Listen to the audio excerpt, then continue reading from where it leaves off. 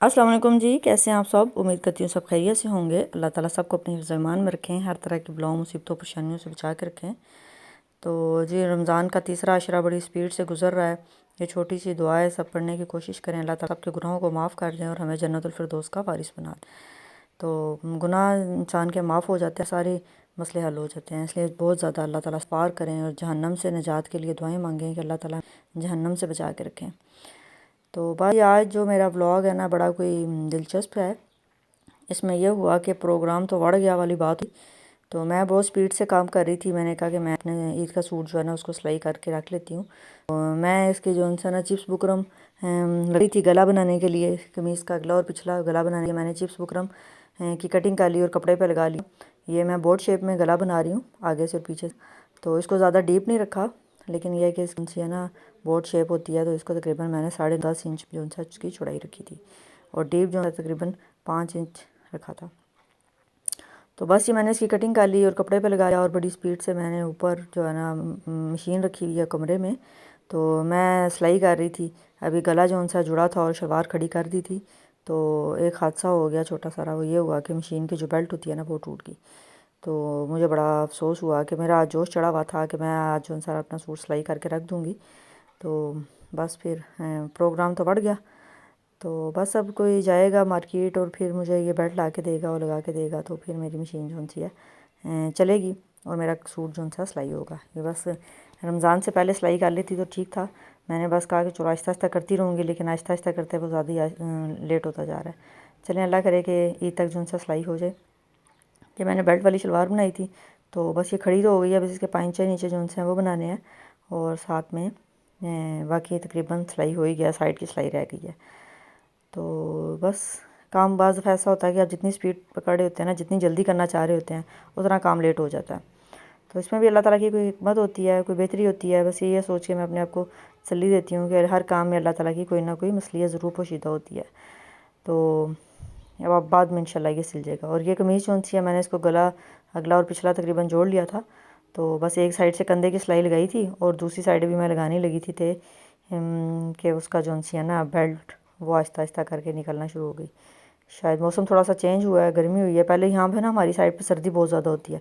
ये तो बाज़ दफ़ा ना सर्दी की वजह से भी चीज़ें बहुत ख़राब हो जाती हैं। ख़ास तौर पे शूज़ वगैरह जो होते हैं ना, वो भी अक्सर जो सा है टूट जाते हैं या ख़राब हो जाते हैं। जब बहुत ज़्यादा गर्मी होती है ना, वो गर्म सर्द होता है, तो वो उससे भी काफ़ी होता है, मसला हो जाता है।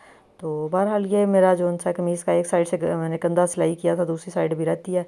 तो फिर मैंने कहा चलो टाइम क्या ज़ाया करना, मैं इसकी बैठ के तरपाई कर रही थी। तो तरपाई करना जो होता है ना, उलेड़ी भी कहते हैं बाज़ लोग, तरपाई भी कहते हैं। कुछ लोगों को बड़ा मुश्किल लगता है और बाज़ को ना तरीका भी नहीं आता। मैंने अक्सर लोगों को देखा है उसको तो तरपाई करने का तरीका नहीं आता, वो बड़े परेशान हो रहे होते हैं कि कैसे करें। तो ये बड़ा आसान सा तरीका है। तो ये बस इसको हाथ में पकड़ लेना है कपड़े को। एक टांका छोटा सा नीचे से लेना है और एक जो सा आपने चिप्स बुकरम वाला कपड़ा ऊपर लगाया है ना, एक टांका वहाँ से लेना है। छोटे छोटे टांके लेके ना ऊपर से और एक नीचे से। तो इस तरह करते रहें। तो नीचे वाला जो कपड़े के साथ टांका लेना है ना, वो बहुत छोटा सा लगाते हैं ताकि जो ना बाहर से कमीज़ जब हम पहनी हो तो नज़र भी ना आए टांका लगा हुआ है। तो बस ये मैं फिर कर रही थी। मैंने कहा चलो कुछ तो कर लूँ, काम ख़त्म बजाय इसके कि इसको मैं बिल्कुल ही छोड़ दूँ। तो जब बेल्ट में आ जाएगी तो फिर इंशाल्लाह लगा देंगे। बच्चे तो भी छोटे हैं, उनको शायद नहीं लगानी आती। तो मेरे हस्बैंड माशाल्लाह सब काम कर लेते हैं अल्हम्दुलिल्लाह, तो वो ही ला के लगाएंगे। तो जी फिर हम ये कल का है व्लॉग। हम चले गए थे कुछ शॉपिंग करने, ग्रोसरी श्रोसरी, बस यही चल रहा होता है। ये वहाँ पे हर तरह का गोश्त पड़ा हुआ था, हर चीज़ बड्डा निक्का पाए शाए जो भी आपको चाहिए मिल जाता है। लत्तें भी पूरी साबुत साबुत पड़ी हुई थी जी। कीमा भी बड़ा अच्छा मिल जाता है। तो बस फिर वहाँ से कुछ गोश्त शोश मसाले वो जो होते हैं वेजिटेबल वो ली। तो फिर हम आ गए घर। ये कुछ वेजिटेबल ली थी, चाइनीज़ राइस बनाने लगे थे। मैंने कहा चलो आज चाइनीज़ राइस बनाते हैं, बच्चे शौक से खा लेते हैं।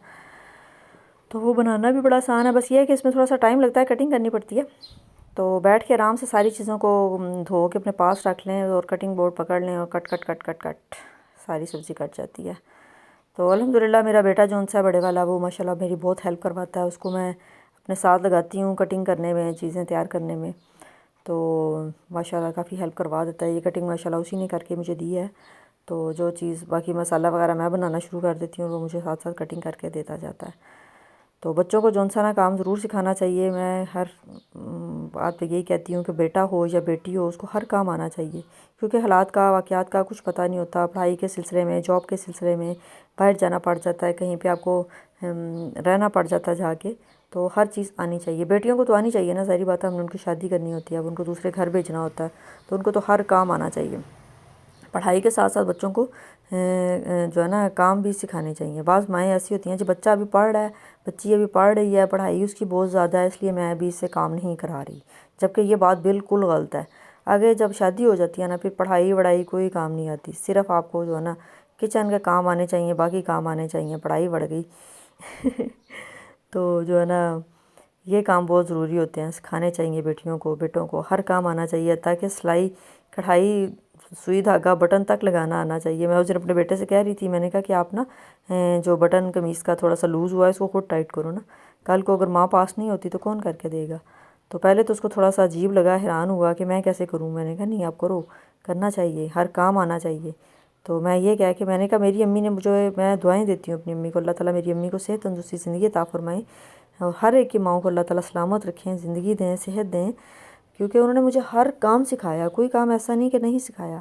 और जब मेरी शादी हो गई थी, मैं ससुराल में आई, मेरी बहुत जल्दी शादी हो गई थी, छोटी उम्र में शादी हो गई थी। तो ससुराल में जब आई थी तो यहाँ जॉइंट फैमिली, बड़ा भरा पड़ा माशाल्लाह घर, सब लोग बड़े थे मेरे से, मैं तकरीबन छोटी थी, एक देवर ही बस छोटा था, बाकी सब मुझसे बड़े बड़े थे। तो जो उनसे ना फिर हर काम अल्हम्दुलिल्लाह से आता था, तो मुझे कोई मुश्किल नहीं हुई और आसानी हो गई।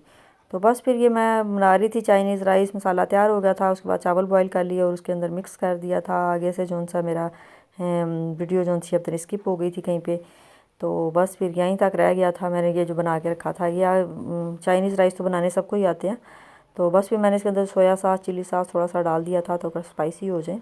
तो बस फिर चावल बॉईल किए थे और उसमें इसको मिक्स कर दिया था। तो बाकी जो सा अफ्तारी में होता है, पकौड़े समोसे रोल, वो तो खैर चाट वगैरह हर घर में बन ही रहा होता है।